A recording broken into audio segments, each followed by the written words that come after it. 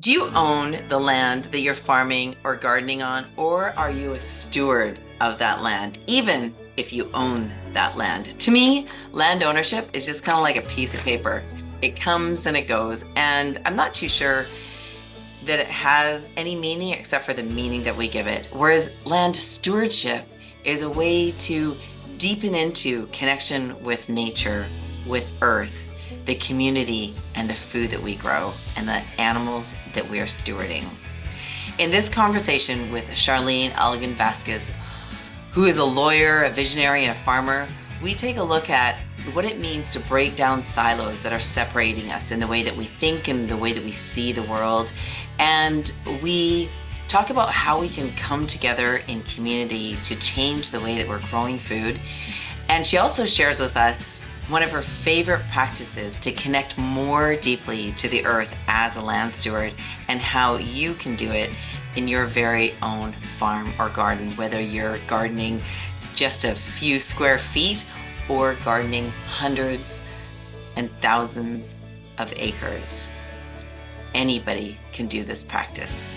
Charlene Eigen-Vasquez and Dr. Rupa Myra, who are both speaking at the ECOFARM conference coming up in just a few days, are both voices for solidarity and land stewardship. If you haven't checked out the EcoFarm conference yet, you can learn more about the EcoFarm conference at eco-farm.org, where they host a conference every year amplifying organic, biodynamic, Indigenous, and ancient practices that work in harmony with growing food with the earth, and really support people to steward the land and to connect with the land and connect with people wholeheartedly and with curiosity. I'm Natalie Forcebauer, founder of Heart and Soil magazine. If you like strategies and tips and resources on how to grow food regeneratively, organically, biodynamically, then head on over to heartandsoilmagazine.com, where you can sign up for a newsletter for free, or join one of our memberships, or get in on the whole Heart and Soil magazine library, where it's full of tips and resources and strategies on regenerative farming, gardening, and living. Enjoy this conversation with Charlene. Thank you so much for joining us, and you make yourself an amazing day. Charlene, you and Rupa are presenting at the EcoFarm conference this year, which is really exciting. And the topic of your conversation is solidarity as our superpower. And I was just really curious, what does that mean to you when we think about solidarity as our superpower? So one of the things that we talk about, and at least so I help to lead the Confederation of Ohlone people. I also work across the country and in other places outside of the country on peacemaking. And one of the things that we try to do in all of that work is to break down silos. And so when you think about the idea of solidarity as a superpower, it means we break down these silos. And um, one of the things so it's a number of things. So if we're breaking down these silos, then in Indigenous ways, you find a place for everybody. There's like there are no enemies. There is no bad medicine. Like, you find a place for everything in this world, especially at this time when we're like thinking about climate resiliency, not climate. We're not fighting climate, right? We're looking at climate resiliency and how do we live with whatever Earth wants at this moment. We think about, in terms of farming, we think about everybody that contributes to the farm, we'll say, and our co-stewards. And they really are co-stewards, not necessarily a farmer, it's not necessarily a greenhouse manager. We're all co-stewards, and we just have separate roles. And when we think about each other that way, and we have respect for each other's skills and ideas and thoughts, and we figure out how to incorporate them with some guidance, so Rupa and I probably provide the guidance. I provide more of the cultural guidance maybe, and the support around the Indigenous community and what they want and what the priorities are. And Rupa's really looking at, does more of the policy work, although my background is law, so I can help in that area too, but really talking about changing systems, right? But yeah, if What, we bring together all these skills, then we become a force. man, I have goosebumps from head to toe. I'm so curious when you talk about, can you give us some examples of what some silos might be or look like? So we'll just think about definitions, for example, Mhm. right? So definitions meaning, I'm going to stick to the idea of farming. So definitions say that in this case, a farm looks like this, it acts like this is the kind of food we grow. And that can be modified to some degree. But when you think about inclusivity and saying, okay, Indigenous people, now you have a seat at the table. And what does a farm look like? And we say, well, actually, that 3 to 5 acres is not the farm, it's actually the entire 40 acres. Because we gather, we harvest, we forage from that entire parcel if it's well tended. And so all we need to do then is kind of map out what's going on with the land, also ask the land, and the land will tell us very easily. All we have to do is look and see and smell, and we know what's supposed to thrive. Um, and then we get those messages and say, okay, if we're thinking about this as a farm, this entire parcel, then what we have to do is when we're looking for funding, we have to convince funders that actually the entire place is a farm. And so while we're not planting rows of lettuce over here, we are removing invasive species so that other foods that we would normally eat could eat if it was clean and pure would be available for all the community members. Mhm. So again, it's really decolonizing your mind, decolonizing the way you think, helping others to understand that. And that's like to me the largest thing, right? The largest thing we have to break down is the ideas that are backed by colonization. That's really powerful, Charlene. So it's not just the physical different ways that we do things, like the physical different ways that we farm or treat our workers or treat our families or treat our friends or show up in our community. It's also our mindset and how we think and how we approach what we do. Was that true? Absolutely. Yeah. Absolutely. And can you imagine, like, that's what movements are built on. If you can get people to understand a common way of thinking, then all of a sudden you have a whole movement. And in our case, we're not trying to change, well, we are trying to change the world. I take that back. But we are just trying to be the best that we can and be the best model that we can be duplicated. Yeah. And what are you finding are some of the common threads that connect people's hearts when they think and see things really differently? The idea, so one of the things is we are all related, like just the concept that we are all related. Because yes, we are all related means that you and I, Natalie, are sisters, right? But it also means that we're related to everything that's living. So, and it's not only just, the plants and the animals, two-legged, people talk about that, but we are also all related to what is seen and unseen, right? And so when you talk about that, that's part of the orientation to coming to the farm there at what we renamed Zukajim being the last known village site, indigenous village site near the farm location. When you understand that, when people are oriented to that, they arrive from whatever chaos or traffic or who knows what. As soon as their feet step on the land and they look around, we want them to feel like they're at home and they're already related to all living things in that location. Mm. And that's the feedback that we get is that they Wow. do feel like they're at home.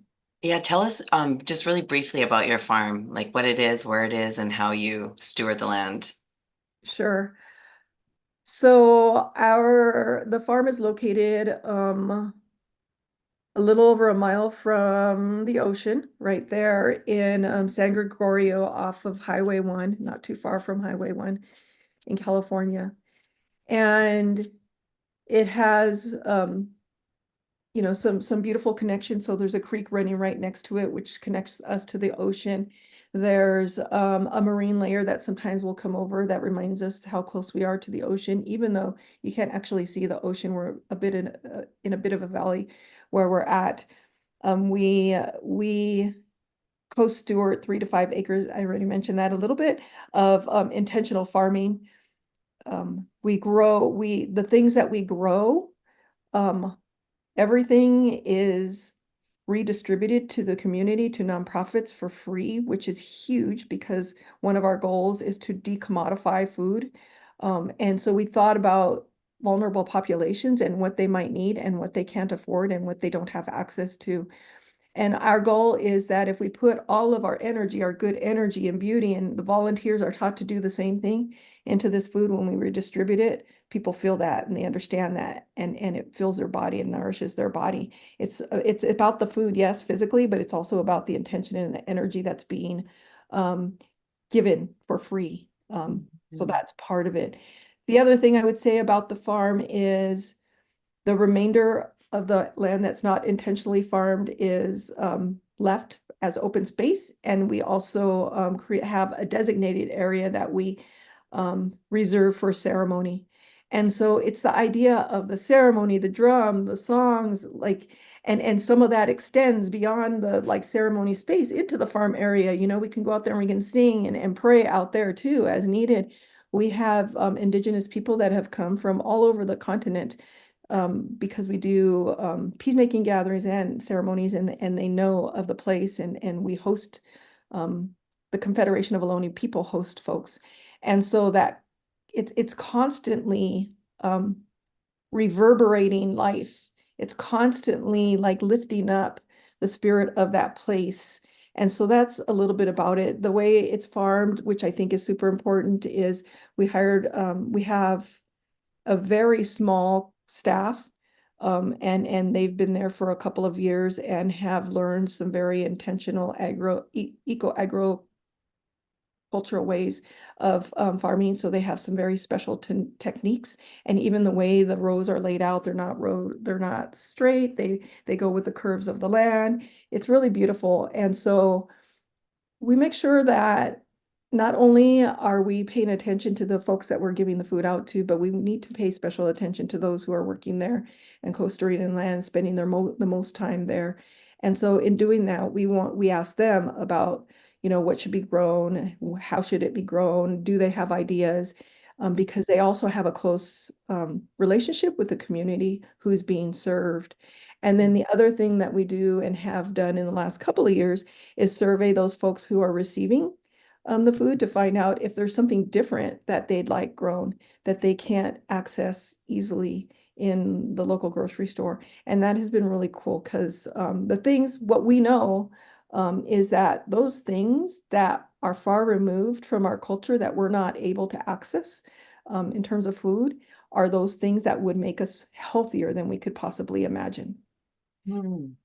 So if people that have migrated here from pretty much all over the world don't have access to their indigenous foods, things that would be medicine for their bodies, then of course you're going to find more higher rates of illnesses.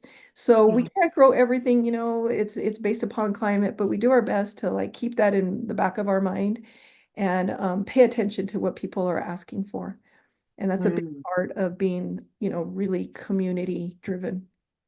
Mm. I'm so curious, Charlene, as a lawyer, farmer, and visionary, what are you learning about what we need to learn and maybe have deeper insights to as we grow food for the world and for our communities and for our families as farmers and gardeners and stewards of the earth? Mm. So, one of my elders and peacemaking teachers is Cheryl Fairbanks, and anybody can look her up. She's a pretty famous lady. And so she's an Alaskan Indigenous woman and has like a huge following. And we talk regularly. And early on in my mentorship, I'll say, she taught us to re-educate the educated. And so what that means essentially is imagine that you're a farmer. Imagine you've been doing things the same way for generations. Imagine you're even willing to adjust a bit. Now, imagine throwing that book away and reimagining what farming would look like if you were actually to listen to Earth. Like, what does Earth want? What does Earth need? And putting Earth first. And there's a whole area of law that's developing called rights of nature. And so it's not just like a great idea or even a scientific idea. It's actually an idea that's putting policy, um, creating policy to support this idea of put Earth first. And Yeah, I just think it's beautiful. And I don't think you even have to reduce the amount of food that you grow or anything like that. I think you just have to change maybe the way you do it and maybe even change the things that you're growing. Mm. That's powerful. And what's a question you wish people would think of or ask you that you're not very often asked, or maybe a message for farmers and gardeners and people who are stewards of the land that's on your heart that you really want to shout from the mountaintops and make sure people hear about? Know if it's something that I want to necessarily want people to ask me, but something to think about and something that I thought in the very beginning of being involved in this project. I thought to myself when I was invited, and I thought the idea is great, and organic food is important, and food is medicine, that's important too. And Dr. Rupa will talk more about all of that because it's super critical. But I thought to myself about how I grew up and how my grandparents grew up and what my mother went through and like how we got here and all kinds of things, right? And I think that there's people that would be listening that would be a little bit confused because, a whole lineage, part of my lineage was attached to migrant farm working. So why in the world, after getting out of that system, right, where people are doing, backbreaking work, why would you do this? Why would you even be part of it? What's the difference? And why are you encouraging people to come along? Yeah, would you help us with our harvest? How about seeding? How about all these things? Well, I think part of it is really just the idea that you can reimagine how all of that happens and how it's all done and make it something that it used to be. When we had villages, we weren't enslaved on a massive um, corporate farming institution system, right? We weren't part of all of that. We were creating enough food for our local community, which I think we're doing there. It's not enough for the local community, obviously, but if you had a farm like ours, um, and you did 5 or 10 of them, I think they would be more productive. They would be more meaningful. They'd be healthier than any large farm could possibly be. Mhm. And so again, it's Absolutely. just reimagining and rethinking it and taking control of the food that we consume and what we give our neighbors. I love that reimagining, rethinking, and taking control. Really, really cool. And Charlene, one last question, and that is you said if we could reimagine and really connect with Earth and ask Earth what she wanted, how to steward the land that we are blessed to steward. Um, how can someone do that? If Um, if you were just to summarize it. how to ask? How? Like how does someone ask the Earth? How does somebody connect with the Earth and listen to what Earth has to say? Oh my goodness. I would start with silent walks and silent walks during silent periods of time. So I know that whatever our days are like, we might be used to getting up at 5 in the morning and going to bed at 8 at night or whatever our schedule is. Um, try to think outside those times when you think it might be the quietest. If it means getting up at 4 in the morning to take the silent walk, then do that. If it means doing that silent walk at 10 or 11 at night, do that. I mean, and you can also do it with a partner. Like just do, and it might feel more comfortable, but both of you walk together, listen carefully, sit in a spot. Even better, lie down on earth and just lay there for a while, very, very quietly for as long as you can imagine, as long as you can do it. But you really need to do even 15 minutes. Sometimes we get a little bit uncomfortable because we hear something that might be scary. But try not to be afraid and just lie there and do that. Bundle up, but have as many of your senses open as possible, and then talk to that person afterwards. Like not right away, do your silent walk, have some coffee or do something different or go back to sleep, whatever it is. And then later on, kind of have a chat and say, what did you hear? What did you see? What did you feel? Magic happens during those moments. It That's does. here. Yeah. It really does. Well, Charlene, thank you so much for your time in just such a short period of time. You've given us a lot to reflect on as we steward Earth, and as we come together in collaboration and to really break down silos and learn from each other and how to connect more deeply with Earth. So thank you for the work that you're doing and for the insights that you've shared today. We deeply appreciate you. Thank you for this time, and I'm looking forward to the conference. So thank you. Yes, enjoy the EcoFarm Conference. It's one of our favorite conferences in the world, and I'm delighted and excited that Dr. Rupa and you, Charlene, are speaking and sharing your stories and insights and wisdom. It's just around all the things that you two speak about. So thank you. Big love. Namaste. Many blessings. Learn more about Charlene and Dr. Rupa's work at deepmedicinecircle.org, which is their farm. And it's a collective of many people, from farmers and lawyers and scholars and economists to Indigenous elders, youth, healthcare workers, and students. You can also follow their journey on Instagram and Facebook at Deep Medicine Circle and on Twitter at Deep Medicine CIR. You make yourself an amazing day, and type in the comments. Tell us below what your biggest takeaway from this conversation is. And I'd love to know what your insights are when you walk the land that you're stewarding and learn what messages that you're getting that your land and the earth is asking of you. If you're inspired, share your insights in the comments. Big love. Make yourself an amazing day. We love you and appreciate you. Namaste.